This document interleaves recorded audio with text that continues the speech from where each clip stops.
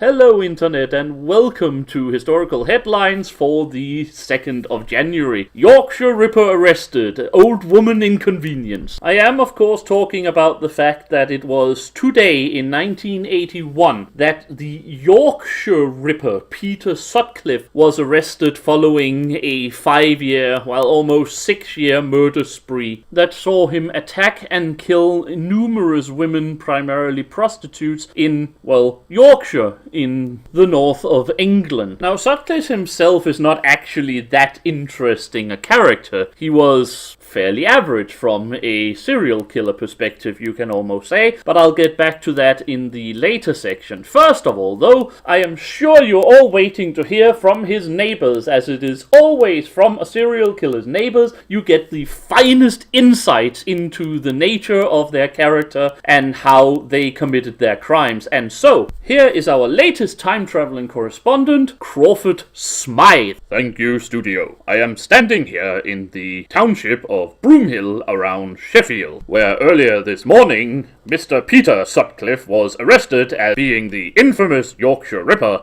a serial killer who has been murdering women, particularly prostitutes, all over Yorkshire in the last 5 years. Mr. Sutcliffe was arrested when the police discovered him in a car with falsified number plates and took him in for questioning, in which particular case they then later discovered enough evidence to have the man charged with multiple amounts of murder and being a serial killer. It will be remembered that the police have had a lot of trouble trying to locate the Yorkshire Ripper, as they have been over-inundated with a lot of clues and paperwork, and as they have had their trouble finding their way around all of the information they have gathered over the years. Several wild goose chases have been followed by the police investigators, but they now feel completely certain that Peter Sutcliffe is in fact the guilty party, and that when punished to the full extent of the law, the women of Yorkshire can once again breathe securely and feel safe that they can once more go outside the door without the risk of being brutally murdered, as several women's groups have already tried to achieve with their Take Back the Night rallies and criticism of the police for victim shaming. Multiple sources have criticized the police for not being at their best during this investigation and claimed that they could possibly have solved it years ago if they had been more focused on the right way of doing police work. However, Mr. Sutcliffe is now in custody, and to learn something more about this suspect in the Yorkshire Ripper killings, we are here to talk to his neighbor, a Mrs. Marguerite Teaksworth. Mrs. Teaksworth, how does it feel? What are in fact your thoughts about having such an inhuman monster who has claimed so many innocent lives living right next to you?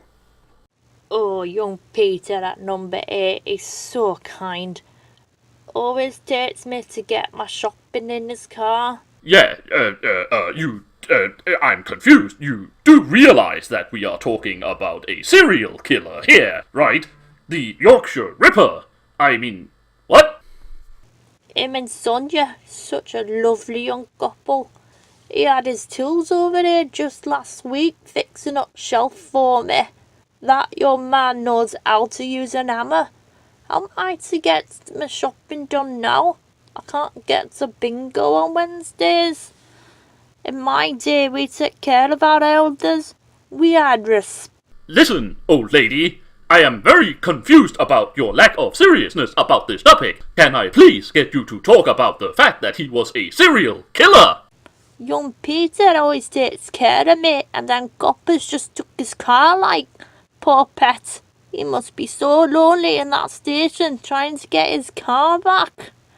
Thank you, Mrs. Teaksworth. You certainly had a lot to say there. And with this fascinating look into the minds of a serial killer, it's back to the studio. Thank you, Mr. Smythe. Aren't we not fortunate of having found a correspondent with such amazing diction? Nonetheless, as I mentioned earlier, Peter Sutcliffe is in himself not actually all that interesting. He's not that different from a lot of other serial killers, of course. All serial killers are fascinating manipulating in the way their minds work and allow them to perform the terrifying crimes that they are doing, but there isn't really anything that makes Sutcliffe stand out from a lot of others. He wasn't using any particular method of disposing of his victims or performing the murders. He wasn't super successful. He attacked several women who managed to survive, and his defense of dissociative schizophrenia is not much different from what other serial killers have tried to defend themselves with in court. What is interesting about the Yorkshire Ripper case is what it did to police investigations and police work in Great Britain, because what Mr. Smythe alluded to somewhat a bit earlier was the fact that there was